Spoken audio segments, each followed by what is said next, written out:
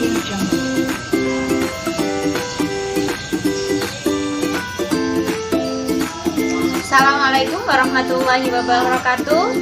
Sehat semuanya anak-anak? Masih aktif untuk belajar ya? Baiklah, selamat datang di channel SBN 102. Kita lanjutkan belajar lagi. Tetap semangat, pantang menyerah. Oke? Matematika di pelajaran 1 yaitu tentang pecahan.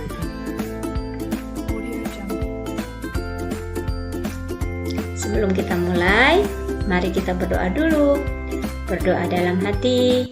Mulai. Selesai. Pecahan senilai. Nanti ke belakang kita akan mencari tahu gimana sih cara mencari pecahan senilai itu. Tapi sebelum itu perlu kalian ketahui, pecahan senilai itu maksudnya pecahan yang nilainya sama walaupun angkanya berbeda. Di sini ada 5/8, bacanya 5/8. Di kelas 3 sebenarnya kalian sudah diajarkan, dikenalkan dengan pecahan ini. Di kelas 4 diperdalam lagi ilmunya, nanti di kelas 5 dan seterusnya dikembangkan lagi ilmunya. Bukan lebih sulit, dikembangkan lagi ya. 5 itu sebagai pembilang, yang di atas disebut sebagai pembilang. Kemudian 8 disebut sebagai penyebut. Yang ini ya, di bawah disebut penyebut, yang di atas disebut pembilang. Dibacanya 5/8 ya, bukan 5/8, bukan, tapi 5/8. Pecahan senilai dapat kita cari dengan 2 cara. Yuk kita lihat. Cara pertama, mengalikan dengan angka yang sama.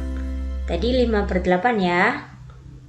Kita kalikan dengan angka yang sama. Kalau yang atas kita kalikan 2, maka yang bawah juga kalikan 2. Sehingga hasilnya adalah 5 kali 2, 8 kali 2. Ingat ya anak ya, kalikan dengan angka yang sama. Baru kalian hitung satu-satu. 5 kali 2, yang ini 5 kali 2 hasilnya 10, 8 kali 2 hasilnya 16 ya, berarti 5/8 itu senilai dengan 10/16. Nah seperti itu ya, yang atas hasilnya taruh atas, yang bawah taruh bawah, jangan sampai kebalik ya. 5 kali 3, 8 kali 3 masih dikalikan dengan angka yang sama. Kalau tadi kita kali 2, yang ini kita kali 3. Ini cara mencari pecahan yang senilai ya. Sama dengan 15/24. Sehingga 5/8 itu sama dengan atau senilai dengan 10/16. Dapat dari mana? Tadi yang dikalikan 2. Kemudian juga senilai dengan 15/24. Dapat dari mana? Dikalikan 3. Itu cara yang pertama. Gampang? Gampang dong.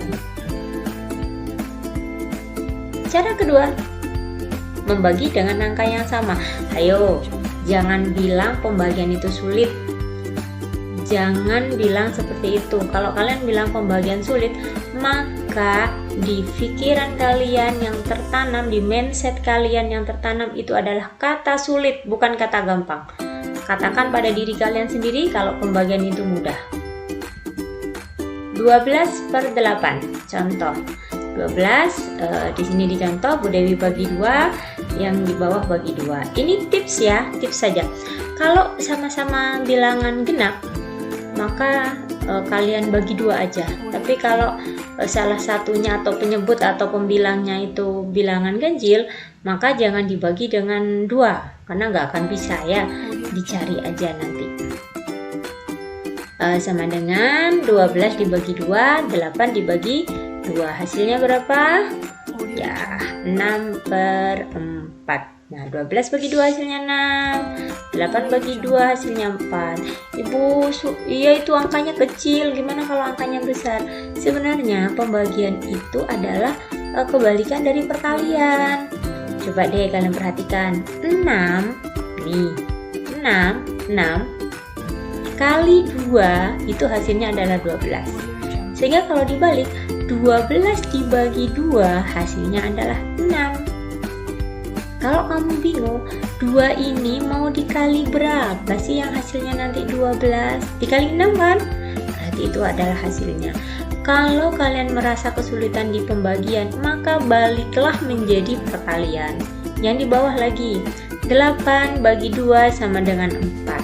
Kita balik, 4 kali 2 hasilnya 8. Atau kalian buat pertanyaan, 2 ini mau dikali berapa nanti yang hasilnya 8, yaitu 2 kali 4. Oleh karena itu perkalian kalian harus menghafal, harus ingat ya. 12 dibagi 4 dan 8 dibagi 4, ini sama-sama dibagi 4. Kalau di atas dibagi 4, di bawah dibagi 4. Kayak tadi di awal, kalau di atas dikali 2, di bawah juga dikali 2. Ibu kok nggak dibagi 3? 8-nya nggak bisa kalau dibagi 3. Yang atas kan bisa, iya, tapi kan harus sama. Kalau di atas dibagi 4, maka di bawah dibagi 4. Tidak boleh 12 dibagi 4, sedangkan di 8 dibagi 3. Tidak boleh, harus sama ya, harus sama. Hasilnya berapa?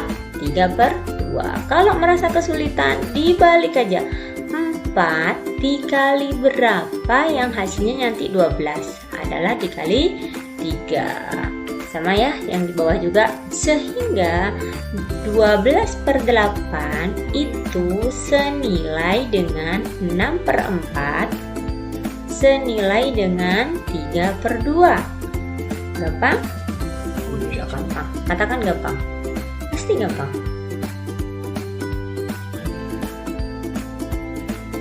Bentuk-bentuk pecahan. Memang ada modelnya, Bu, ada beberapa model. Ada, nih lihat ya. Mari kita belajar bersama. Yang pertama namanya pecahan biasa. Seperti apa? Bilangan pecahan yang hanya terdiri dari pembilang dan penyebut. Pembilang dan penyebut saja. Contoh 5/8. 5 pembilang, 8-nya penyebut. Ini adalah pecahan biasa. Apa namanya? Pecahan biasa.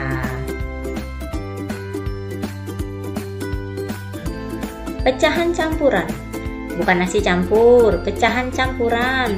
Dicampur dengan apa, Bu? Kita lihat aja ya. Pecahan campuran adalah pecahan yang terdiri atas bagian bilangan bulat dan bilangan pecahan biasa. Bilangan bulat itu ada 3 jenis ya, Nak ya. Dari 0, kemudian bulat positif dan bulat negatif. Kemudian kalau pecahan biasa yang seperti awal tadi, contohnya seperti apa, Bu? Nah, ini loh. Cara bacanya gini. 1 5/8. 1 5/8. Perhatikan cara nulisnya. Perhatikan cara nulisnya ya. Nah, yang satu ini namanya bilangan bulat, kemudian yang 5/8 ini adalah bilangan pecahan. Cara nulisnya perhatikan, jangan sampai angka 1 pada bilangan bulat ini kamu tulis lurus dengan angka 5. Kalau kamu tulis lurus dengan angka 5, berarti itu bacanya adalah 15/8. Berarti itu bacanya 15/8. Tapi lihat, nah nih angka bilangan bulatnya diluruskan dengan pernya. Ya, dengan pernya ini. Cara nulisnya perhatikan. Jangan sampai lurus dengan 8. Kalau lurus dengan 8, jadinya 5/18. Hati-hati. Oke? Pecahan desimal. Pecahan desimal adalah pecahan yang diperoleh dari hasil pembagian suatu bilangan dengan 10 dan pangkatnya. Misalnya dikalikan 10, 100 ribu, dan seterusnya. Untuk menulis pecahan desimal kita gunakan tanda koma. Kata kuncinya di koma ini. Ciri-ciri dari desimal, kata kuncinya ada di koma. Kalau ciri-ciri dari pecahan biasa cuma terdiri dari pembilang dan penyebut. Ciri-ciri dari pecahan campuran yang tadi ada campuran dengan bilangan bulat. Sedangkan untuk pecahan desimal, kata kuncinya itu ada di tanda koma ini. Gimana contohnya, Bu? Contoh 0,5. 0 ini sebagai bilangan bulatnya, 5 ini sebagai bilangan penyebut yang terdapat pada pecahan. Mana bu pecahannya? Oke, gak apa-apa. Bingung di awal gak apa-apa. Kalau kalian bingung, menurut Bu Dewi itu wajar ya, kan masih kenalan. Kalau tidak kenal maka nggak sayang. Jadi harus kenal sama matematika supaya sayang. Nanti kalau kalian sayang, suka, senang belajar, maka semuanya akan terlihat sangat mudah. Tapi kalau dari awal kalian sudah tidak suka, tidak senang, belum nyoba aja sudah pingsan duluan. Bilangan sebelah kanan, mana bilangan sebelah kanan? Angka 0 ya. Pada koma menunjukkan nilai penyebut pada pecahan. Satu angka di belakang koma itu artinya per 10. Kalau ada 2 angka di belakang koma itu per 100, 3 angka per 1000 dan seterusnya. Di sini ada berapa angka? 1 angka ya, berarti itu nanti per 10. Persen. Apa itu persen? Pecahan dengan penyebut 100 itulah yang dinamakan persen. Pokoknya penyebutnya yang di bawah itu 100 itulah persen.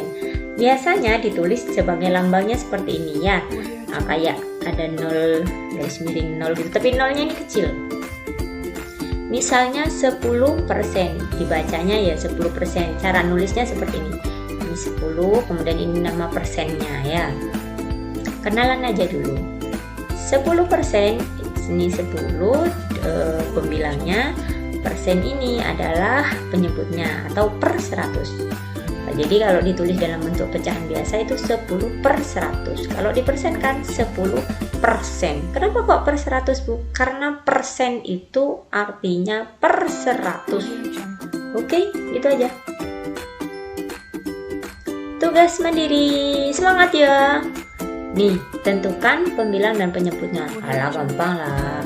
Ini yang A, 42 per 10 ini, pembilangnya angka berapa?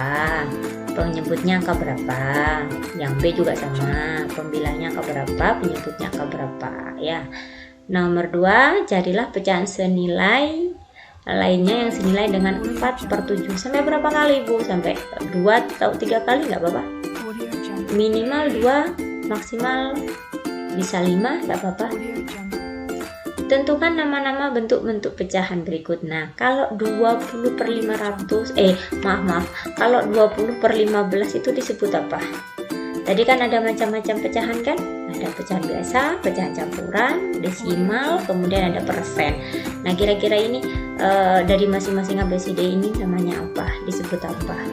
Semangat, semangat, semangat! Selamat mengerjakan tugas.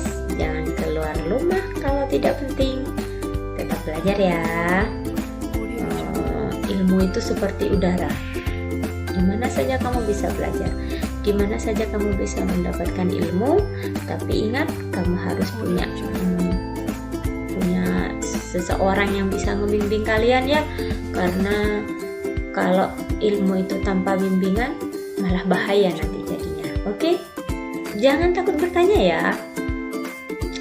Sampai jumpa di video berikutnya. Assalamualaikum warahmatullahi wabarakatuh. Sehat selalu ya nak.